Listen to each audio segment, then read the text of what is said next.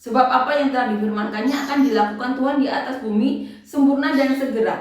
Dan seperti yang dinyatakan Yesaya sebelumnya, seandainya Tuhan semesta alam tidak meninggalkan pada kita keturunan, kita sudah menjadi seperti Sodom dan sama seperti Gomora. Pilihan atas Israel. Jadi di sini Paulus ya mengatakan bahwa Allah itu mengasihi siapa yang mau dikasihinya. Allah memuliakan siapa yang mau dimuliakannya. Di sini Paulus mengatakan Allah mengasihi Ishak tapi membenci Esau. Dikatakan juga bahwa keturunan Abraham akan diberkati, tapi tidak semua keturunan Abraham, keturunan dari Ribka. Tuhan akan memilih siapa yang dimuliakannya. Bahkan di sini Paulus mengatakan bahwa Tuhan memuliakan seseorang tapi juga menegarkan, di sini dikatakan ini ya. Jadi ia menaruh belas kasihan kepada siapa yang dikehendakinya, dan ia menegarkan hati siapa yang dikehendakinya. Jadi Allah itu menaruh belas kasihan kepada orang-orang tertentu, tetapi juga menegarkan hati seperti Allah ini ya, menegarkan hati Firaun untuk menyatakan kemuliaan kepada orang-orang yang dimana Allah menaruh belas kasihan. Jadi kita bisa mengerti ya apa yang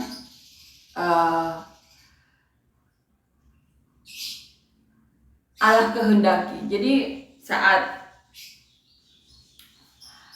ini Paulus mengajarkan bahwa Allah itu yang benar-benar memegang kendali. Jadi saat kita tahu ada orang-orang yang dipakai di mana Tuhan menaruh belas kasihan kepada orang tersebut,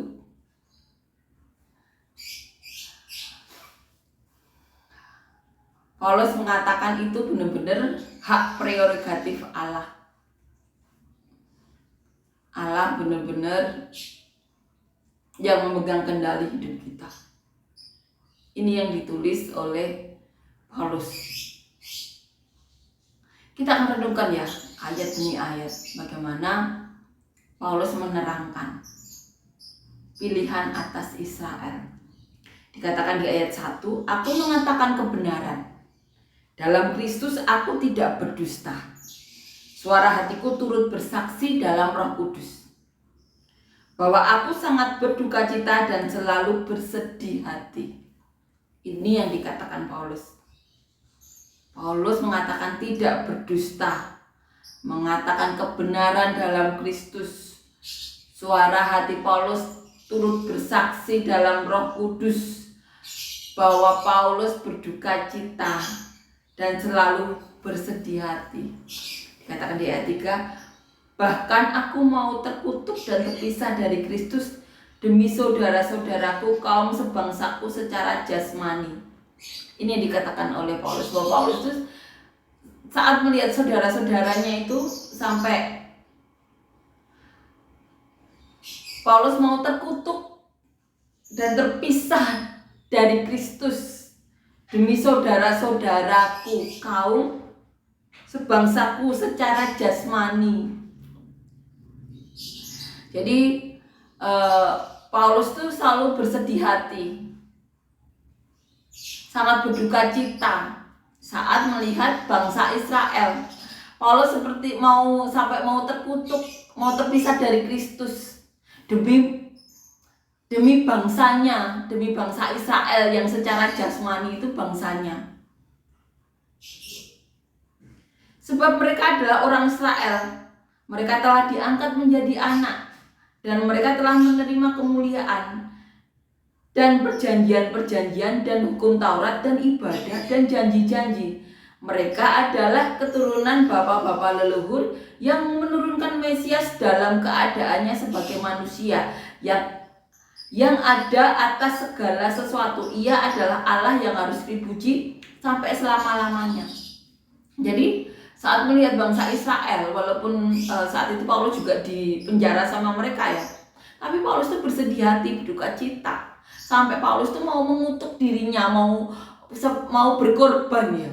Kalau Pak Pareji kan juga saat bersaksi ya, melihat bagaimana orang di neraka, Pak Paryaji sering berkata mau menggantikan, karena melihat bagaimana orang kesakitan yang tidak pernah berhenti di neraka. Nah di sini Paulus juga seperti itu. Paulus tuh sampai mau terkutuk dan terpisah dari Kristus demi bangsa-bangsa ini ya, demi saudara-saudaranya secara jasmani. Dikatakan gini, kaum sebangsaku secara jasmani. Karena apa? Karena Paulus tahu mereka itu adalah keturunan Abraham juga, di mana dari keturunan mereka Mesias dilahirkan. Mereka tuh orang-orang Israel itu seharusnya menjadi, dikatakan di sini ya, karena Paulus sebangsa dengan mereka, dikatakan di sini mereka telah diangkat menjadi anak dan mereka telah menerima kemuliaan, perjanjian-perjanjian dan hukum Taurat dan ibadah dan janji-janji, dan mereka adalah keturunan bapak-bapak leluhur yang menurunkan Mesias itu. Dan dikatakan di ayat 6, akan tetapi firman Allah tidak mungkin gagal, sebab tidak semua orang yang berasal dari Israel adalah orang Israel. Ini yang dikatakan oleh Paulus, tidak semua orang Israel itu, tidak semua orang yang berasal dari Israel adalah orang Israel. Di ayat 7 dikatakan, dan juga tidak semua yang terhitung keturunan Abraham adalah anak Abraham. Ini yang dikatakan oleh Paulus, tidak semua keturunan Abraham adalah anak Abraham, tetapi yang berasal dari Ishak yang akan disebut keturunanmu. Ini yang dikatakan Paulus, bahwa yang berasal dari keturunan Ishak itu yang disebut keturunanmu atau keturunan Abraham. Artinya bukan anak-anak menurut daging, adalah anak-anak Allah, tetapi anak-anak perjanjian yang disebut keturunan yang benar. Sebab firman ini mengandung janji, pada waktu seperti inilah aku akan datang dan Sarah akan mempunyai seorang anak laki-laki. Tetapi bukan hanya itu saja, lebih terang lagi ialah Ribka yang mengandung dari satu orang, yaitu dari Ishak, bapa leluhur kita. Ini ya.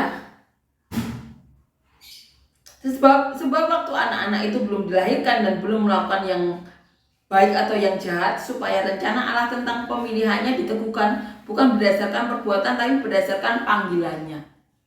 Dikatakan kepada Ribka, ini yang dikatakan, anak yang tua akan menjadi hamba anak yang muda. Seperti ada tertulis, aku mengasihi Yakub tetapi membenci Esau.